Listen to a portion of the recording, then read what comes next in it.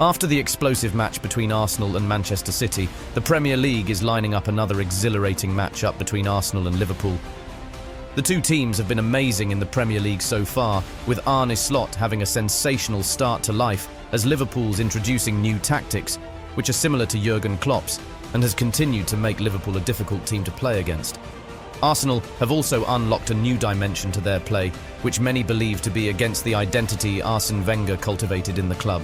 Arsenal have become a more practical side, sometimes playing on the defensive and catching opponents on the counter. The two teams have incredible players who are crucial to the team. Arsenal have Bukayo Saka and in-form Kai Havertz as their star men, and Liverpool have Mohamed Salah and electric Luis Diaz. Who will win among the two teams? Or will it be a draw? Both Arsenal and Liverpool have had a new dimension to their matches since Jurgen Klopp became the coach of the Reds. Their matches have been exciting and filled with end-to-end attacking football. Since Klopp took over at Liverpool, the two teams have played 17 times in the Premier League, of which Liverpool have won 9 times. Their good form against Arsenal in the Premier League even continued when Arteta became Arsenal's coach in December 2019. Liverpool are a thorn in Arsenal's side, and they are part of the reasons Arsenal lost the league twice. They beat Arsenal when the 23-24 title race was heating up and held them to a draw in both fixtures of the 22-23 season. With that kind of history, there is a layer of revenge that is sure to add excitement to this fixture. The other exciting part of this fixture is that it will likely be a clash of ideologies. Attack versus pragmatism. Liverpool, since Jurgen Klopp left, have remained an ultra-attacking side, while Arsenal have gone deeper into the rabbit hole of pragmatism. They have even drawn heavy criticism from City players who claim Arsenal don't have the right mentality to games. This is all part of Arsenal's tactics, which we'll cover later on, and this tactic is crucial to the form they have been in. Since the season began, Arsenal have been in fine form and have maintained that form in the face of terrible setbacks to their season. Although many would argue that Arsenal need cover for the likes of Bukayo Saka, Martin Odegaard, and sign a centre-forward to replace both Kai Havertz and Gabriel Jesus, Arsenal went in a different direction. They sold Emile Smith-Rowe, who could have deputised for Saka or Odegaard to an extent, loaned attacking midfielder Fabio Vieira back to his former club Porto, and sold Eddie Nketiah to Crystal Palace. They then went on to sign another combative central midfielder in Mikel Merino, who from all indication occupies the same position as Declan Rice, although he is better at receiving the ball from deep. Unfortunately, Odegaard got injured, and it seemed Arsenal would be undone by their decision not to have a replacement for him.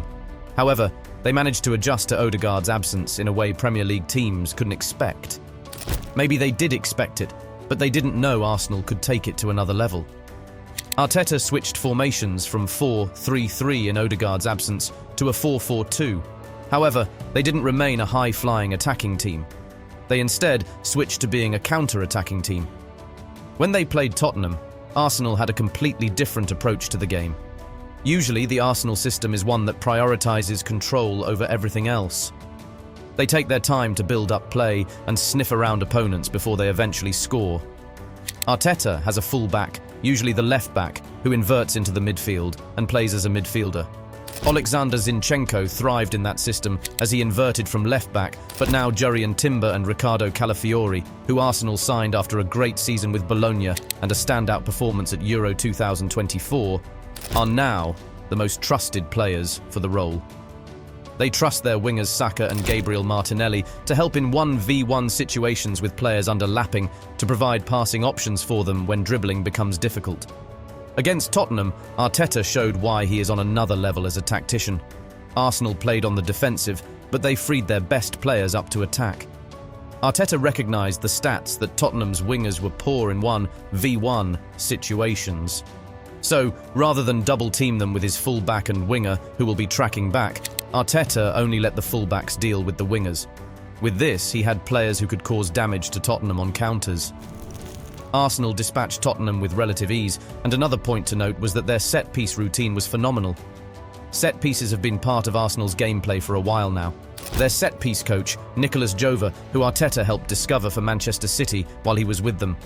He then poached Jova from City, and so far, there are no regrets. In the 23-24 season, Arsenal scored 22 set-piece goals excluding penalties, which was the most in the league. 16 of those came from corners, and with that, Arsenal matched the record in a single Premier League campaign. Arsenal have been using the height of their players to their advantage during set pieces, and it is what they turn to when they find it difficult to break opponents down. They themselves are a tough side to break down, as we saw against City after their red card before the end of the first half. If Liverpool hope to stop Arsenal, they have to be prepared for everything. This is not an Arsenal team that will press high and expose the back. This isn't a team that will only attack. Arsenal enter a match studying the problems of the opposition and try to use this weakness as part of their tactics. Liverpool have shown that they can find it difficult to break down defensive teams, and Arsenal can be resolute while defending and leave out very few spaces for opponents to exploit. However, this doesn't mean that Liverpool will be helpless when the two teams meet. Liverpool have continued on the path that Jurgen Klopp set them on by playing an attractive attacking game. However, they are not the same chaos-causing team that they were to a team that mixed the technical and physical side of the game together. Klopp was more technical. He was all run, run and run till your legs give out. But new coach Arne Slot is rather different.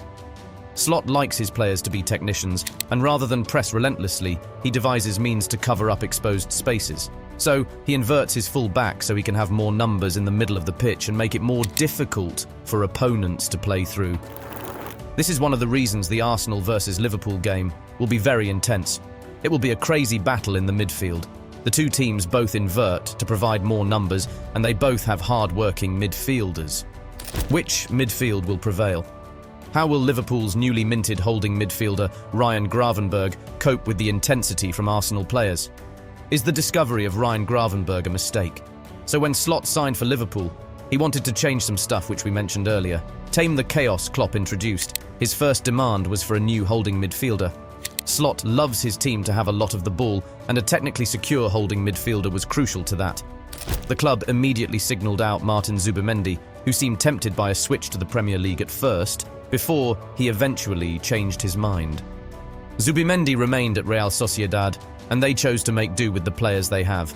The most unlikely candidate was Gravenberch, who didn't have a great first season with the Reds. However, now, he is as hot as they come. He is great at evading pressure and helping Liverpool keep the ball. This guy is so great that he deserves his own video on his tactical importance to the team. If you want that, let us know in the comments section below. Liverpool have now been able to tame Klopp's chaos and are a more balanced team. However, this has affected Núñez, who may be out of his way from the club, but this isn't the video for that. The two teams will go into the match with the intention to win, but they will discover that's easier said than done. They both have great defences, their midfielders are both technically secure and hard-working, and their forwards are near the same in terms of ability. So, who would likely be the game changer for both teams? For Arsenal, it is going to be Saka, since Odegaard's injury. The burden of creating magic has been more on Saka, and he has shown why he can shoulder the burden. Mohamed Salah has been important for Liverpool this season, and he would be a great influence in their match against Arsenal. For Arsenal, achieving victory will be one of the first steps they take to winning the Premier League this season, and why they will go into the match wanting to win. Arsenal have shown they can be content with a draw. This would be a bad idea considering how draws cost them in the 22-23 season. Arsenal need to go into the match to win, and Liverpool also need to show that they are not just a Jurgen Klopp team, but can and will have a good spell after him. So, who do you think will win? Let us know in the comments, and don't forget to like this video, subscribe to our channel, and turn on your notifications to not miss any of the action.